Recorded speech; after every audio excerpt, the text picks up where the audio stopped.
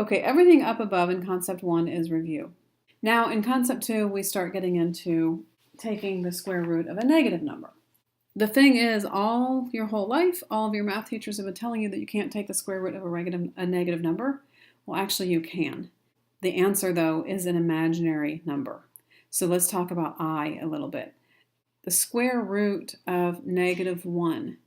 Again, you've been told there is no such thing. There is. It's an imaginary number. The number is I. I write my i's kind of like that, where it's a cursive lowercase I. In a book, you will see it like an italic lowercase I. But when you see my little curvy like that, that means it's an I. If you just want to make yours a normal straight I, that's fine. But the square root of -1 is I. And so just like before, up above here, when I was breaking them down, and like with 75, I broke it down to 25 times 3, I'm going to do the same thing here. That is, I know that -25 is the square root of -1 times the square root of 25. That equals -25. So I was just told a second ago that the square root of -1 is I, and the square root of 25, we know what that is 5. So the answer here is 5i. So when you take the square root of a perfect square, but it's negative, you just have to put an I with it. So I think you can guess what the answer is to number 2. The answer on number 2 is 12i, because the square root of 144 is 12, but it's negative, so we need an I. Now, when we simplify, we're going to do a similar pattern. That is, if it was just a 27, I did that a second ago up here. Okay, square root of 27 was 3 radical 3. However, this needs an I with it. So I'm going to say it's 3i radical 3. Notice there's no negative in my answers. There's no negative. It's imaginary, but it's not negative. Those are two different concepts. Another thing to notice is I like to keep the I in front of the radical sign, because sometimes if you put it behind the radical sign, it looks like it's inside the radical. And so to avoid that confusion, I always put mine on the outside in the front. Number 4, if you haven't taken a second to do number 4 yet, look at number 4 and see what that would come out to be. Okay, it's going to be 5i radical 2, because 50 breaks down to 25 times 2, and the square root of 25 is 5, and the square root of 2 is square root of 2, but there was a negative in there, so I had to put an I on my answer. Number 5 is a perfect square. It's a fraction, and it has a negative. Take a second. What do you think on number 5? Okay, for number 5, 5 over 8 times I. Or you could have 5i over 8. Number 6, again, we have to simplify it. And so 8 is 4 times 2, so that's 2i radical 2. And the bottom is just a 3. You could write it 2 radical 2 over 3 with an I next to it. But I'm going to leave mine like this. Okay, we get to number 7 and we start to talk about rationalizing the denominator. Do you remember talking about rationalizing the denominator? And you probably talked about it in Algebra 1. You definitely talked about it in in geometry. Well, on number 7, actually, the 2 cancels out. Do you see that? 2 goes into 98. So that actually can simplify down to -49. And so that's just a 7i. Number 8, though, we are going to have to rationalize the denominator. And so if you don't remember what that means is you cannot have a radical in the denominator. So I have a negative, so that's going to be an I. Square root of 25 is 5, so let me put 5i in the numerator. But in the denominator, radical 3 does not simplify, so I have to leave it as radical 3. But do you remember the rule that you cannot have a radical in the denominator? And so we have to multiply this by radical 3 and multiply this by radical 3. And so when that happens, do you remember what radical 3 times radical 3 is? It's radical 9, and radical 9 is just a positive 3. So our answer here is 5i radical 3 over 3. And that 3 and that radical 3 cannot cancel out. Okay, number 19, it cannot be simplified.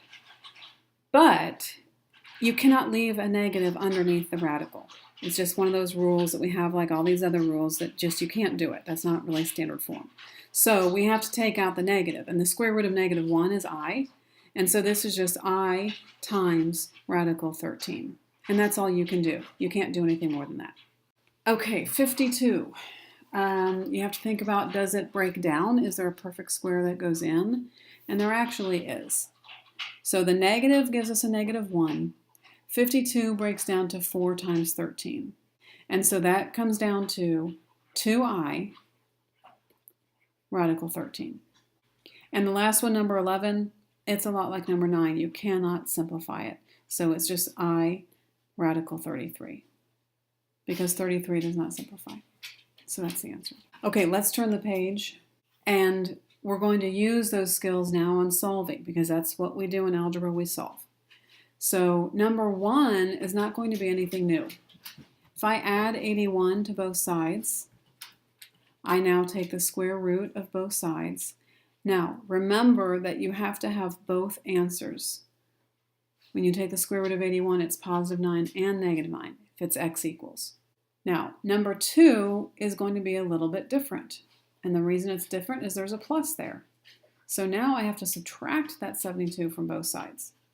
And so now when I take the square root, I get x equals, and I have to break down my -72. Well, first of all, it's negative, so there's going to be an I. Secondly, it's 36 times 2, so it's going to be 6i radical 2. But also, we still need that plus and minus. That's supposed to be a plus and minus. Don't forget the plus and minus, because there are 2 solutions, the positive and the negative. All right, as you look at number 3, can you figure out what you have to do first? There's a couple of options, but I think the best thing to do would be subtract that 11. Okay, what next? Let's divide by 4. Now we are ready to square root both sides. Now notice it is positive, so there's no I. So we just have to break down 12. 12 is 4 times 3, so that's 2 radical 3. And we have to put our plus and minus. Number 4 is going to be a little bit different. Let's subtract that 20. Now you have a couple of options. I think the best option is probably to divide by 9. Although you could have taken the square root of both sides at that point, but I think it's going to be easier just to divide by 9 right there. Now we need to take the square root. Luckily those are perfect squares, except for the negative. So it is positive and negative 5/3i. And again, you might put that I in the numerator, or you can put it outside like that, but do not put it in the denominator. All right, can you see what to do first on number 5? We're going to subtract the 30. We're going to divide by 3. This is going to give us a fraction, but that's okay. We know how to deal with that. So we get -32/3. We have to take the square root of both sides. Okay, -32/3 is like -16 times 2. And we still have our 3 in the denominator. So -16 times 2 is 4i. We're going to say plus and minus 4i radical 2 all over radical 3. Now hang on a second. We're not supposed to have a radical in the denominator, so we have to multiply by radical 3 on top and bottom. And so we get 4i on the top. Radical 2 times radical 3 is 6. Sorry, this should be square root of 6. And on the bottom, 3 times 3 is 3. One last thing to consider. Can we simplify this radical 6 with this 3? No, we cannot, because 1 is in a radical and 1 is not. We cannot put the inside numbers together with the outside numbers. Okay, number 6 is looking kind of intimidating. There's a couple different things we can do. I'm going to try to do it maybe the shortest way. So you can see, I think, that we should add that 5. And so we get a 98. Now, at this point, this is where I said that some people like to solve by completing the square. This kind of looks like it might be shaping up like one of those. We're not going to do it that way. I'm going to do it differently. What I want to do now is, this is a perfect square. So I can take the square root right now. And I can take the square root of this one right now. And if I square root the left-hand side, I get x minus 3, because a square and a square root cancel each other out. On the right-hand side, 98 breaks down to 49 times 2. 49 times 2 is 7 radical 2. I'm not done yet because I have to get that 3. So x equals, I'm going to add 3, and you can either say, it's really best to put like your whole number, your rational number first. So 3 plus 7 radical 2. Now, another question, would that equal 10 radical 2? No, because in this case, the radical is kind of like a variable. It's kind of like if this was 7x, you couldn't add 7x plus 3 together. So same thing, since it's 7 radical 2, we cannot add those together. We're just going to leave it like that. We're going to do the same basic concept with number 7 that we did with number 6. Take a minute to take a look at this problem, maybe pause the video and see what you can do about solving this problem. Okay, if we look at number 7, and actually in working number 7, I realized there's something I forgot on number 6 that we'll come back to here in just a second. So on number 7, we're going to subtract the 2, gives us 33. We're going to divide by 3, gives us 11. We're going to take the square root of both sides. We take the square root of both sides, we get x plus 7 on the left. On the right, we get the square root of 11. And at that point, that's where I realized on number 6 that I forgot to do. At that point, we should put a plus and minus in front of our 11. Square root 11. And so then when we subtract that 7, what we get is negative 7 plus or minus the square root of 11. Remember, anytime you have an x squared in your equation, you really should have 2 answers. There are a couple of times that there won't be any answers or there'll just be one answer, but usually there's going to be 2 answers. So you need to have that plus and minus. And so that is on number 6, we need to go back and add a negative to that also, because when I took the square root of 98, that should be positive and negative 7 radical 2. So we don't want to forget that negative. That gives us our second answer. Which also brings up, I do not want decimal answers. Do not give me decimal answers on these. I want radical answers. Okay, last question, number 8. See what you can do on that. Okay, as you get started on number 8, you want to subtract the 3 from both sides. And then do not distribute that. I mean, you could, but it's just going to mess it up if you do. So don't distribute it. Instead, divide by negative 2. We divide by negative 2. Now, you have a couple of options now with this. You could factor this to x plus 2, x minus 2, but I think that's not the easiest way. I think the easiest way at this point is to add 4 to both sides. And I'm running out of space, so I'm going to come up here to the top. So I add 4 to both sides, I get x squared is equal to negative 2. Now I can take the square root of both sides. And 2 doesn't have a square. You can't square root it. You just have to leave it inside there. But it is an I, and we have to have both a positive and negative because it was a negative here, but we need an I for that, and then positive, negative. We need both those answers. So the answers are x equals positive and negative I times radical 2. Okay, the last part for this video is, what about this number I? What does this I mean? So we said a minute ago that the square root of negative 1 is I. What does that mean? Well, think about that. If you squared this one and squared this one, well, what's the square root of anything to the second power? Well, that means they cancel each other out. So that means that this is just negative 1, and this is I squared. Let's go over here and start filling some of these in. So I is the square root of negative 1. But if I square it, I get negative 1 without the radical.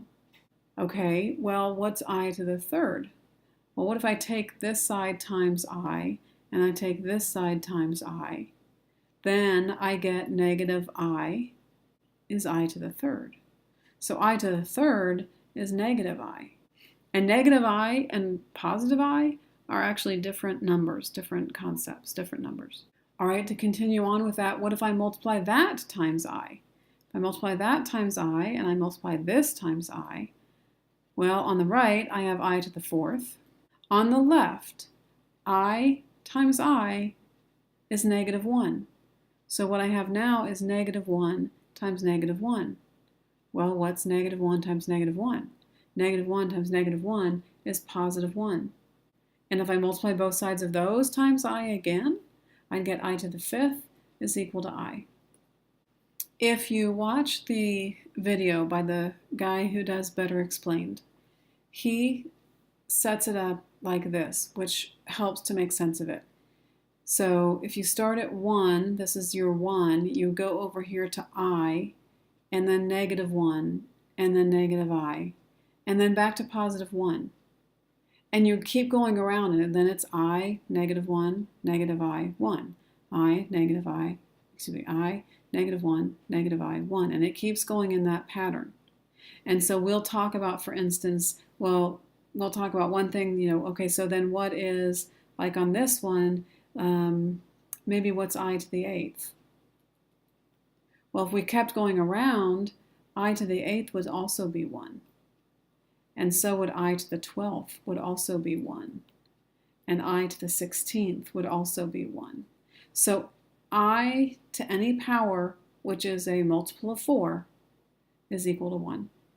I to the 4th, I to the 8th, I to the 12th, I to the 16th, all of those are equal to 1. Okay, we're going to stop here on that video for today. Next video we'll pick up and continue talking about i's and imaginary numbers.